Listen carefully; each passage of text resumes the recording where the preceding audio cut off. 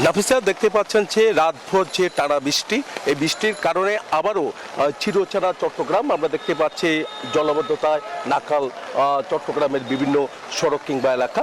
তো আমি চকবাজারে আছি, চকবাজারের যে মূল সড়কটি দেখতে পাচ্ছেন, মূল সড়কটি দেখলে মনে হচ্ছে যেন একটি নদী বা খাল। তো সব জায়গায় কিন্তু পানি থই থই করছে।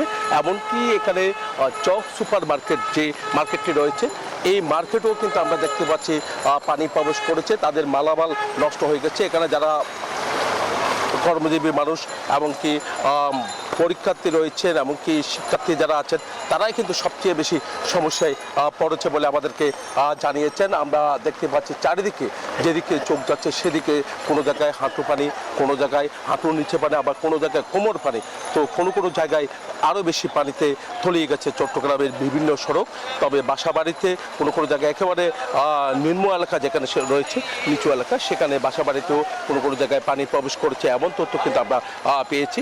দোকানপাটগুলো দেখতে পাচ্ছেন, এখানে দোকানপাটে কিন্তু আমরা দেখতে পাচ্ছি দোকানগুলোতে পানি প্রবেশ করেছে।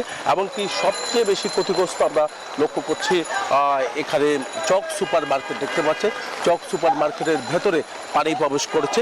তার কারণে এখানে যারা ব্যবসায়ী তারাই কিন্তু হতাশার কথা আমাদেরকে জানিয়েছেন। এখানে যারা বাসিন্দা তাদের সবারই একটা দাবি উঠেছে, চট্টগ্রামের সবচেয়ে বড় সমস্যা হলো জলাবদ্ধতা। কিছুদিন আগেও কিন্তু কোনো কোনো জায়গায় জলাবদ্ধতা সৃষ্টি হয়েছে। হাজার হাজার কোটি টাকার যে জলাবদ্ধতা প্রকল্প, সেই প্রকল্পের এখনো পর্যন্ত চট্টগ্রামের মানুষ কোনো সুফল দেখছে না। তবে কখন এই সুফলটা দেখবে তাও কিন্তু বলা মুশকিল। তবে খালগুলো পরিষ্কার করা, তো কোনো কোনো খাল পরিষ্কার আছে, তার কারণে সেদিকে জলাবদ্ধতা না হলেই আবার কোনো কোনো জায়গায় জলাবদ্ধতা হতে নালা খালগুলো পরিষ্কার করার দাবি উঠেছে নগরবাসীর। এই ছিল আমার এখানকার সর্বশেষ। ফিরে যাচ্ছে স্টুডিওতে নাফিসের কাছে। জয়, ধন্যবাদ আপনাকে আমাদের সঙ্গে যুক্ত হবার জন্য। পদ্মা সেতু, মেট্রো রেল এবং এলিভেটেড এক্সপ্রেসওয়ে নির্মাণের গর্বিত অংশীদার বসুন্ধরা সিমেন্ট।